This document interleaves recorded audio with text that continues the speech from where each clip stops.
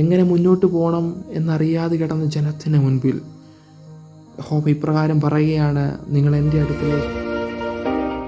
ഇരുൾ അടഞ്ഞ വഴികളിൽ തിരുനാളമാകുവാൻ ഇന്നത്തെ ചിന്ത.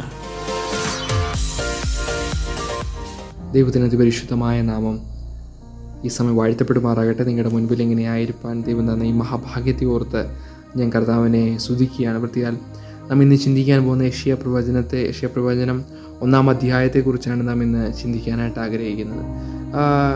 1-ാം അധ്യായത്തിലേക്ക് കടന്നു വരുന്നതിന് മുമ്പായി തന്നെ യെശയ്യാ പ്രവചന പുസ്തകത്തെക്കുറിച്ചും യെശയ്യാവിനെ പറ്റിയൊക്കെ ചില കാര്യങ്ങൾ ഓർമ്മിപ്പിക്കാനായിട്ട് ആഗ്രഹിക്കുകയാണ്. യെശയ്യാവ് ആണ് ഈ പുസ്തകം എഴുതിയതെന്ന്, യെശയ്യാ പ്രവചന പുസ്തകം എഴുതിയതെന്ന് ചരിത്രകാരന്മാർ വിശ്വസിക്കുന്നു. അതുപോലെ തന്നെ BC 740-680 കാലഘട്ടത്തിൽ യഹൂദയിൽ വെച്ച് ഇത് എഴുതിയെന്ന് നമുക്ക് കാണുവാനായിട്ട് ചരിത്രം പഠിക്കുമ്പോൾ നമുക്ക് മനസ്സിലാക്കുവാനായിട്ട് കഴിയുന്നുണ്ട്.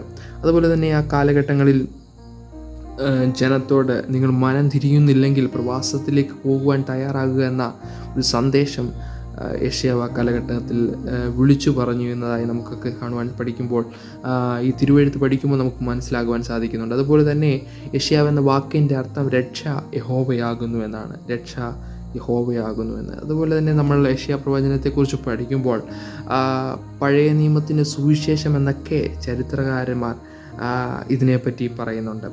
പഴയ നിയമത്തിൻ്റെ സുവിശേഷം എന്നൊക്കെ ഈ ചരിത്രകാരന്മാർ ഇതിനെപ്പറ്റി പറയുന്നതായി നമുക്ക് കാണുവാൻ സാധിക്കുന്നു. അതുപോലെ തന്നെ ഈ പുസ്തകത്തിൽ 66 അധ്യായങ്ങൾ, ബൈബിളിലെ 66 പുസ്തകത്തിന് തുല്യമായുള്ള 66 അധ്യായങ്ങൾ നമുക്ക് ഈ പുസ്തകത്തിൽ നമുക്ക് കാണുവാൻ സാധിക്കുന്നുണ്ട്. അതിൽ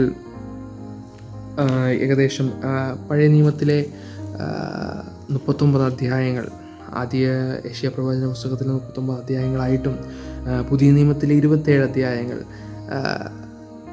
അതെ ഈ യെശയ്യാ പ്രവചനത്തിലെ അവസാനത്തെ 27 അധ്യായങ്ങളായിട്ടൊക്കെ കാണുന്നതായി നമുക്ക് മനസ്സിലാക്കുവാൻ ഒക്കെ സഹായിക്കുന്നു. രക്ഷയുടെ വിശ്വാസത്തിൻ്റെയൊക്കെ ശബ്ദത്തെക്കുറിച്ചൊക്കെ ഈ 27 അധ്യായങ്ങൾ, അവസാനത്തെ 27 അധ്യായങ്ങളിലൊക്കെ യെശയ്യാ പ്രവചനത്തിൽ പഠിക്കുമ്പോൾ നമുക്ക് മനസ്സിലാകുവാൻ സാധിക്കുന്നുണ്ട്. പ്രത്യേകം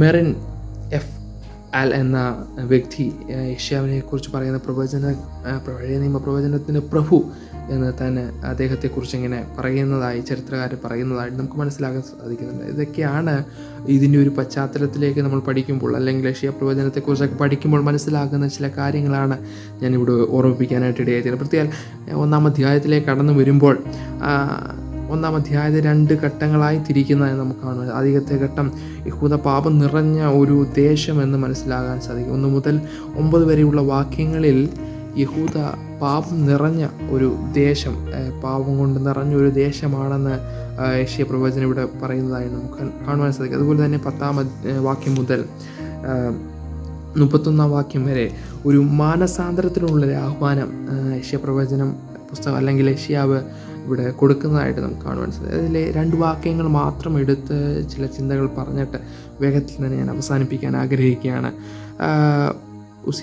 അതിൻ്റെ 1-ാമത്തെ വാക്യത്തിൽ നമുക്ക് കാണുവാൻ സാധിക്കുന്നു, 1-ാമത്തെ ആമോസിൻ്റെ മകനായ യെശയ്യാവ് യഹൂദരാജാക്കന്മാരെ ഉസിയാവ്, യോഥാം, ആഹാസ്, യെഹിസ്കീയാവ് എന്നിവ കാലത്ത് യഹൂദയെയും യെരൂശലേമിനെ പറ്റി ദർശിച്ച ദർശനമാണെന്ന് നമുക്ക് ഈ അധ്യായത്തെക്കുറിച്ച് മനസ്സിലാക്കാം. അതിൻ്റെ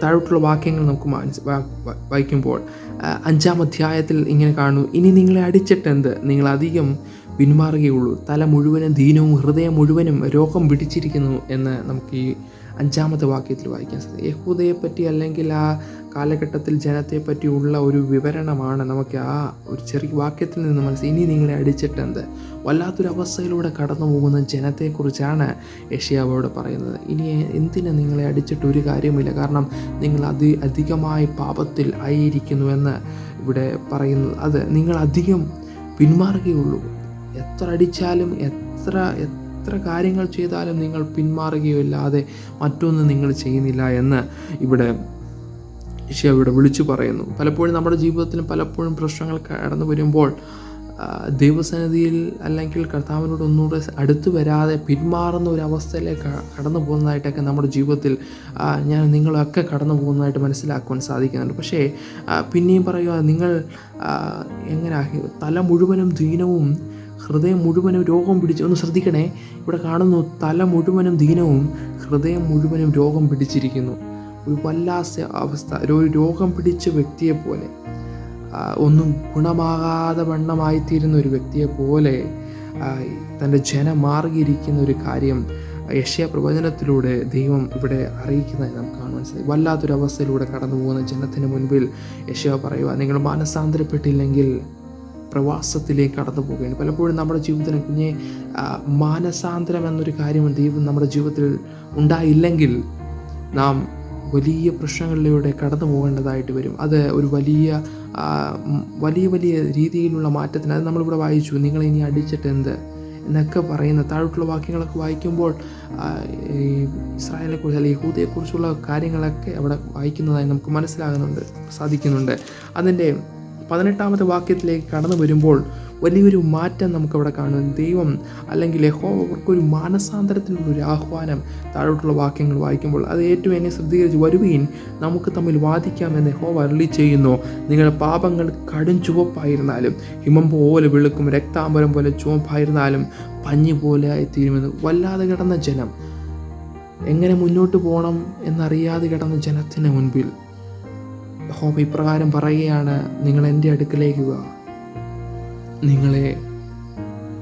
നിങ്ങളുടെ ഹൃദയം എത്ര കടും ചുവപ്പായിരുന്നാലും, അത് എപ്രകാരമായിരുന്നാലും സാരമില്ല, നിങ്ങൾ എൻ്റെ അടുത്തേക്ക് വന്നു കഴിഞ്ഞാൽ എൻ്റെ രക്തം കൊണ്ട് അതിനെ പഞ്ഞി പോലെ ആക്കിത്തരാം, അല്ലെങ്കിൽ കഴുകി വെടുപ്പാക്കിത്തരാമെന്ന് 18-ാമത്തെ വാക്യം ഇങ്ങനെ വായിക്കുന്നു.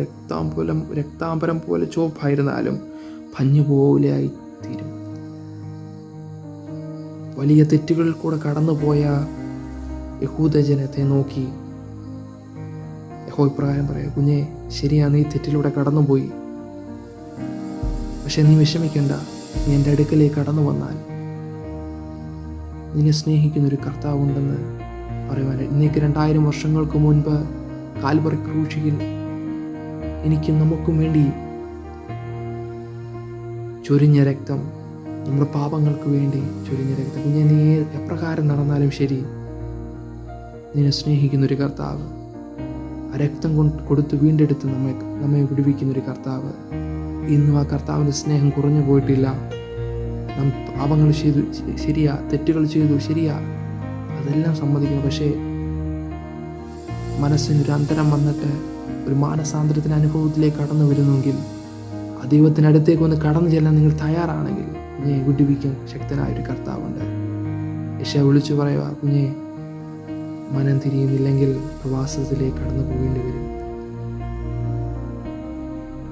ഈ ദിവസങ്ങളിൽ നമ്മുടെ ചിന്തകളിലൊന്ന് വരണം, എപ്രകാരമാണ് നാം ജീവിക്കുന്നതെന്നും, എവിടെയെങ്കിലും നമുക്ക് കുറവുകളുണ്ടെങ്കിൽ അതൊന്ന് തിരുത്തത്തക്കവണ്ണം മുന്നോട്ടുള്ള ജീവിതങ്ങളിൽ നമുക്ക് കർത്താവിനെ കൂടുതൽ ശക്തിയായി സ്നേഹിച്ച് മുന്നേറാം. യെശയ്യാ പറയുന്ന പോലെ, കുഞ്ഞെ, ചിലതൊക്കെ ഒന്ന് തിരിച്ചു വരത്തക്കവണ്ണം, മാനസാന്തരത്തിൻ്റെ അനുഭവത്തിലേക്ക് ഒന്ന് കടന്നു വരത്തക്കവണ്ണം ഈ ദിവസങ്ങൾ ദൈവം നമ്മളെ സഹായിക്കട്ടെ. ഈ വചനങ്ങളാൽ ദൈവം ധാരാളമായി നമ്മളെ സഹായിക്കും.